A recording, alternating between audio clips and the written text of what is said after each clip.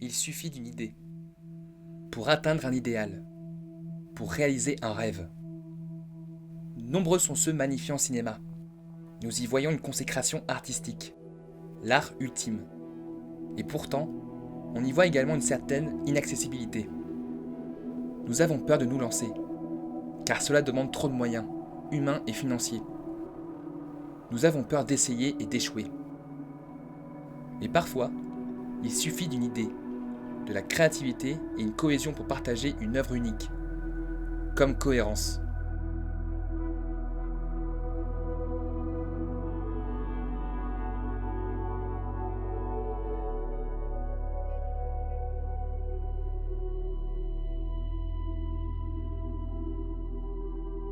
Cela fait 6 ans au total que je suis sur YouTube. J'ai tourné mes premières vidéos en 2014 avec mon téléphone, en 2015 avec mon premier appareil photo et en 2016, l'appareil avec lequel je filme aujourd'hui. Je vous raconte tout ça parce que chaque créateur doit retenir quelque chose. Ce n'est pas le matériel qui fait le créateur, c'est l'intention. Moins on a de moyens, plus on doit être créatif pour transmettre la vision et les émotions qu'on souhaite partager. Il arrive très souvent qu'on soit dépassé par nos envies et nos ambitions. Nous visons haut trop rapidement, et cela peut nuire à la qualité. Une histoire trop complexe, une forme beaucoup trop travaillée, ce n'est pas forcément nécessaire. Selon moi, ce qui va compter à nos débuts, c'est l'émotion qu'on souhaite dégager. C'est toujours complexe de faire un film quand on n'a pas forcément les moyens ni les connaissances, mais c'est justement ici où la créativité va être stimulée. Et c'est là que la cohésion humaine sera cruciale. Vous n'avez pas besoin d'une équipe technique entière ou d'une trentaine de figurants pour réussir votre film. C'est en jouant avec les éléments narratifs et de mise en scène que vous allez pouvoir créer cette immersion et cette ambition. Il arrive même que cette créativité supplante la notion de quantité, par diverses techniques subtiles. En 2012, James Ward Byrkit veut réaliser un film de science-fiction, mais n'a pas du tout les moyens ni les soutiens nécessaires. Sa volonté sans faille permettra à Cohérence d'exister. Un film au budget ridicule, qui n'a pas rapporté beaucoup, que peu de monde connaît et qui pourtant est un chef-d'œuvre à mes yeux. Cohérence démontre sa créativité par sa simplicité. Il est important pour les jeunes réalisateurs.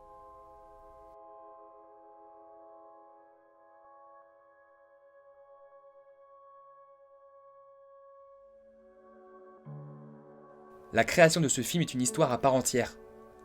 Avec un budget de 50 000 $, Byrkit n'avait pas moyen de faire les choses en grand.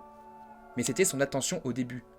Tourner dans un seul lieu, sans équipe technique et sans script. Pour le décor, Byrkit a pris sa propre maison, et comme sa femme était enceinte à l'époque du tournage, il n'a pu tourner que 5 nuits. Pour l'équipe technique, ils étaient 5 au final, 2 pour le son, un directeur de la photographie, le réalisateur et le producteur. Et pour le scénario, il a fallu 1 an malgré tout pour écrire la structure narrative de son film, pour que tout soit cohérent. Bon, bah alors ça c'est fait. Une des particularités également du film, comme la ligne verte avant lui, c'est qu'il a été tourné de manière chronologique. Un luxe très important et surtout primordial pour que l'équipe et les acteurs puissent se plonger naturellement dans le récit. Acteurs qui se sont impliqués dans la production du film, comme Émilie Baldoni qui a prêté sa propre voiture pour le tournage. Tout a été réalisé sans artifice et naturellement. Et c'est un peu le maître mot pour définir cette œuvre. We basically had nothing to work with, and sometimes that's the best thing to inspire creativity, and so we just had to make the best of things. And having just a living room to work with kind of makes us think about Twilight Zone episodes that were very contained and still had this cosmic significance to them. So yeah, you just try to make the best of what you've got. Le film sort en 2013 et reçoit un très bon accueil dans les festivals et semblait être destiné à un bel avenir. Mais avec à peine 100 000 $ de recettes au box-office et une très faible publicité, le film sort directement en VOD chez nous. Sauf qu'aujourd'hui, en 2020, il est très difficile de se le procurer en France, et c'est regrettable. Car Cohérence a énormément d'arguments pour attirer notre attention, jusqu'au plus infime. Si j'ai vu Cohérence, c'est parce que je suis tombé sur cette affiche. Affiche qui, pour moi, est en parfaite adéquation avec le film. Sans trop en dire, l'affiche nous attire avant tout au centre grâce à 2 choses. La raquette rouge dans un cadre vert et la symétrie des objets déposés dessus. Un premier contact efficace qui, je trouve, masque un certain désordre. Un bâton lumineux, une seringue, une raquette de ping-pong, tout ça dressé sur une table. Ça paraît confus, et pourtant, ça semble avoir sa place. Mais bon, quand tu y penses, c'est pas le but de trouver autant d'éléments incohérents dans un film appelé Cohérence. Lors d'une nuit d'été, une comète passe au-dessus de la Terre. M se rend à un dîner entre amis, mais alors qu'elle discute avec son petit ami Kevin au téléphone, celui-ci se brise d'un coup sec. M retrouve ses amis de longue date, mais également l'ex de Kevin, Laurie. Le groupe commence à parler de phénomènes étranges suite au passage de cette comète, quand soudain, la lumière s'éteint. Le groupe va faire face à des événements inexpliqués. Ils pensent avoir affaire à des voisins mal intentionnés, mais plus la soirée avance, plus les événements paranormaux s'enchaînent et viendront bouleverser la vie de chacun. Au-delà de sa dimension de science-fiction, Cohérence est un drame humain, déstabilisant et saisissant. Cette œuvre est une claque dont on ne ressort pas indemne.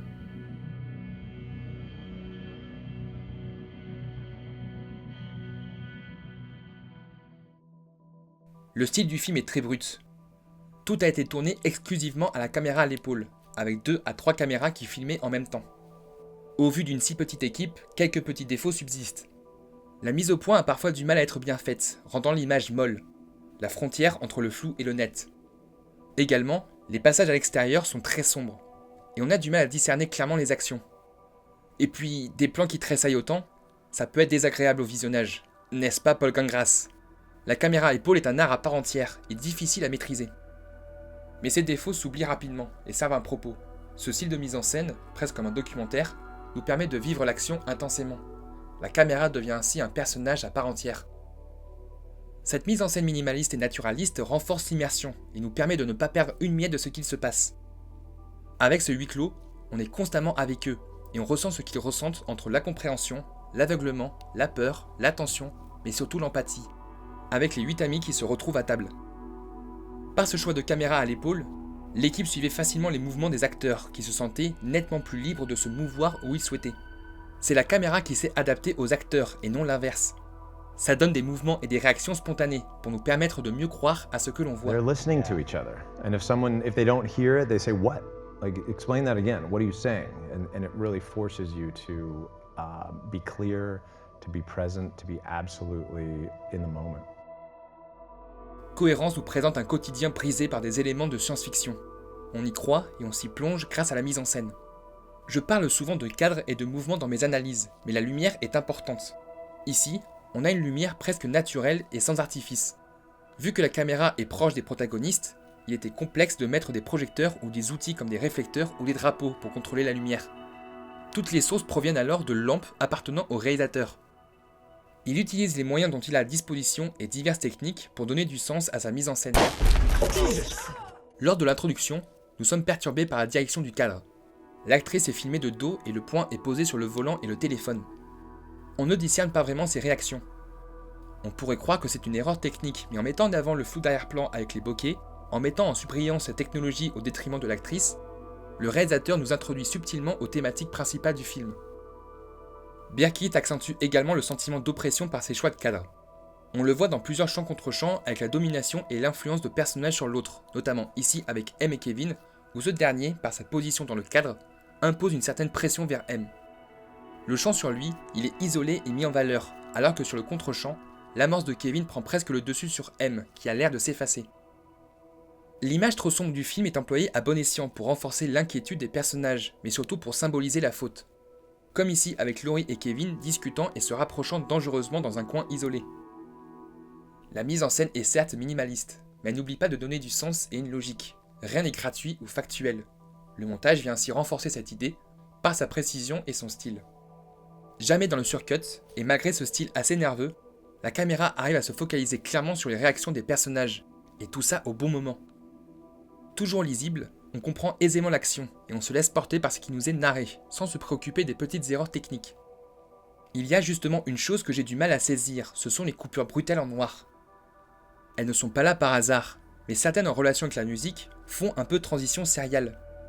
Je trouve que ça dénote par rapport au ton du film. Mais elles ont un sens.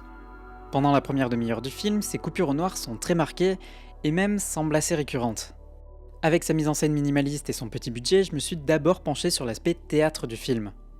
En partant sur cette analyse, j'ai pas trouvé ça si significatif que ça, et plus le film avance, plus ces coupures amorcent quelque chose de plus gros, plus mystérieux.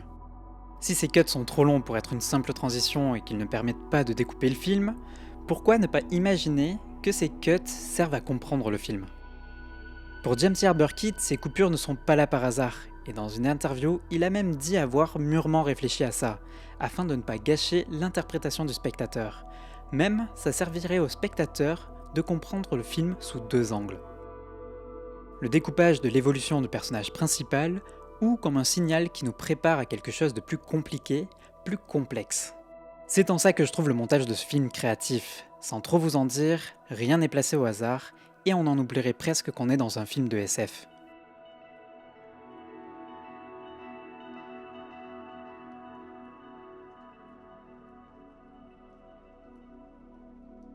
La comète est centrale. Avec ce plan sublime, par un phénomène naturel, on fait naître le surnaturel et on bouleverse le quotidien.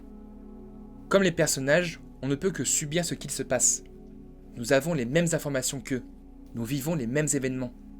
En proie face à l'incompréhension, nous sommes obligés de subir, de nous laisser porter par le film. Les éléments du quotidien deviennent aliénés, sans que l'on puisse avoir une influence. Le film a 2 inspirations cinématographiques, Carnage et la 4ème dimension. Cohérence devient ainsi un mélange subtil entre les 2 genres, où la vie de plusieurs amis va être remis en cause par un élément fantastique, et ainsi choquer le spectateur. Cohérence est un huis clos où tout se passe dans un seul lieu, le salon. Toute la dimension métaphorique du salon sera mise en valeur, négative comme positive. On dégrade un espace chaleureux pour créer un lieu anxiogène et sans temps mort. Pour cela, le réalisateur s'est reposé sur une théorie célèbre, qui reste très bien expliquée. Et c'est également ça l'atout de cohérence. On nous introduit naturellement des éléments narratifs, sans que cela soit forcé, ni clairement établi comme de l'exposition pure. Nous suivons un groupe d'amis qui réagissent machinalement à ces événements, et réfléchissent et agissent avec les éléments qu'ils ont avec eux. Le film repose sur les réalités alternatives, avec la théorie du chat de Schrödinger. It's a thought experiment. There's a cat in a box that has like a 50-50 chance of living because there's a vial of poison that's also in the box. So regular physics would say that it's one or the other, that the cat is either alive or dead. But Brian would argue that quantum physics says that both realities exist simultaneously, and it's only when you open the box that they collapse into a single event. Je ne vais pas vous dévoiler les éléments forts de l'intrigue, mais retenez que cette théorie est utilisée à son paroxysme et de manière plausible. Ce n'est pas forcément réaliste, mais c'est vraisemblable et cohérent avec l'univers qui est dépeint. On y croit à cette histoire, on prend autant peur que les personnages avec un enchaînement d'éléments clés qui viennent remettre en doute la parole de tout le monde. Et c'est là où brille encore cohérence. Cette théorie, qui est de base pensée, se met en pratique, ce qui devient terrifiant. Le réalisateur s'amuse à jouer avec nos émotions et nos méninges, mais jamais de manière prétentieuse ou alambiquée. Juste pour nous faire prendre conscience de la possibilité d'un tel procédé. Et tout ça encore une fois sans artifice numérique.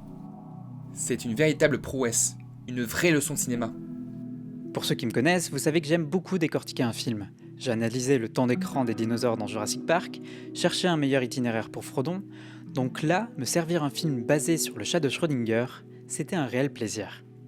Entre l'impression d'être dans une soirée entre amis de longue date et regarder une télé-réalité, la construction de cohérence est bluffante.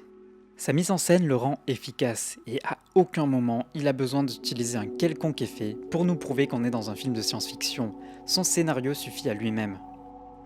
Mais quand on regarde de plus près le film, on se rend compte que la science-fiction devient un prétexte pour parler des relations humaines, à la fois de leurs troubles et de leurs vices cachés.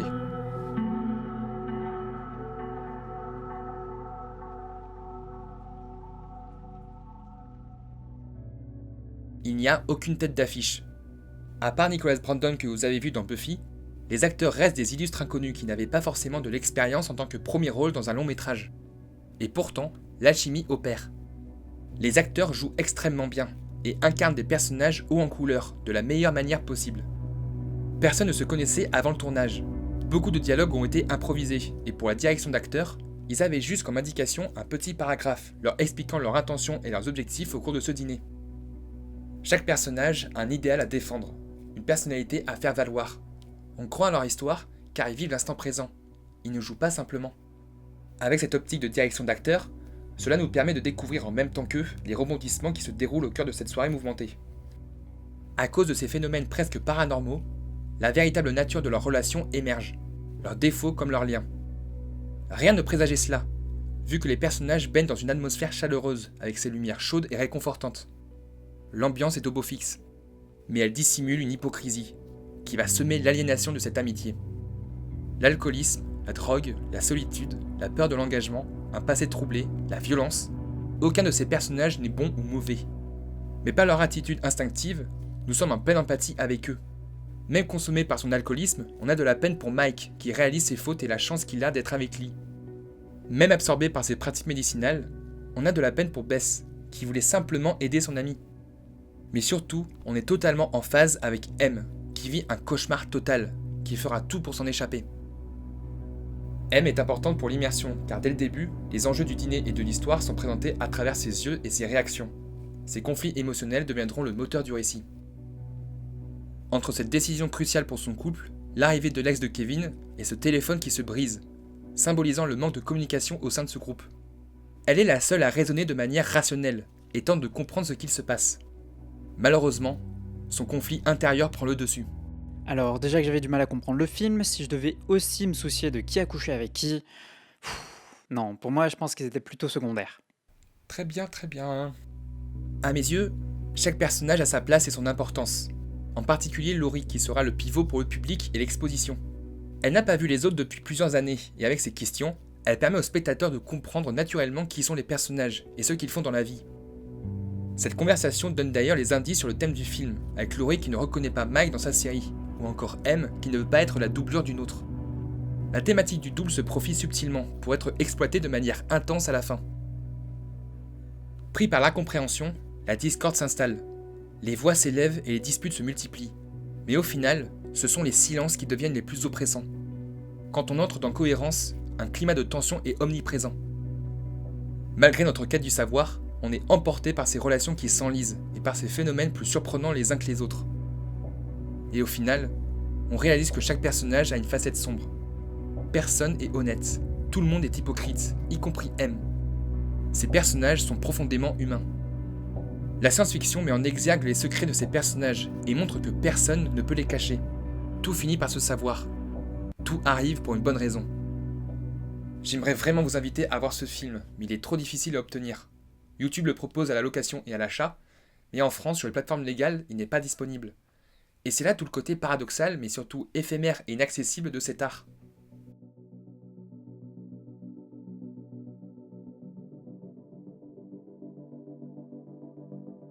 Des œuvres comme Cohérence, il y en a un paquet. La première qui me vient à l'esprit est Triangle, qui repose sur un principe assez commun. Mais au-delà de ces problèmes d'accessibilité, c'est surtout cette curiosité qui se fait rare. L'univers indépendant possède des failles, oui, mais surtout des atouts non négligeables. La liberté créative peut écarter de nombreuses personnes sur la route. Mais si on ne fait pas l'effort de s'y plonger, ils n'auront jamais l'occasion de nous émerveiller. On se plaint très souvent du manque d'originalité aujourd'hui, mais les œuvres indépendantes essaient d'apporter cette originalité. Cette année, 2 œuvres m'ont marqué, Swallow et Drunk. Ils ont beaucoup à offrir entre leurs concepts et leur mise en scène atypique. Nous avons peur de l'inconnu, peur d'essayer de voir des films qui n'ont pas forcément des éléments forts pour attirer notre attention. Mais parfois, l'élément le plus infime peut attirer notre attention, comme une raquette de ping-pong. Je pourrais expliquer l'échec de ce film avec ce manque de budget de communication, un bouche à oreille inexistant face à un concept rebutant pour les gens. Gens qui ont essayé de pas croire au film face à ce concept incohérent d'après ce que j'ai pu voir dans certaines critiques, et surtout sa visibilité réduite sur les plateformes. Mais cette indépendance, cette dimension unique et originale, ne se réduit pas au cinéma. Les jeux vidéo, les groupes de musique, les chaînes YouTube, il existe une tonne d'artistes qui ne demandent qu'une chose, avoir l'opportunité de montrer qu'ils existent. Et il n'y a pas que les blockbusters américains dans la vie. Il n'y a pas besoin d'avoir la meilleure caméra, ni la plus grosse équipe ou d'avoir le plus d'argent. Les œuvres indépendantes nous montrent qu'avec peu de moyens, on peut avoir des œuvres crédibles et bouleversantes. Cohérence est un film à voir. Alors j'ai toujours eu beaucoup de mal à conseiller ce film parce que la bande-annonce en dévoile un peu trop, mais franchement, ayez la curiosité de le voir. Dans la lignée de Shutter Island, Inception ou même Paprika, Cohérence n'a pas à rougir et il est tout aussi prenant. J'ai d'abord été happé par une affiche, maintenant il est le huis clos que je conseille le plus souvent. Cohérence dépasse son statut de film pour devenir presque une leçon de cinéma. Chaque personne voulant se lancer dans la création devrait s'intéresser à ce film et à sa création. Ce n'est pas les moyens qui comptent, c'est l'idée, c'est votre personne. Alors si vous voulez créer, lancez-vous. Et surtout, aimez les films que vous aimez.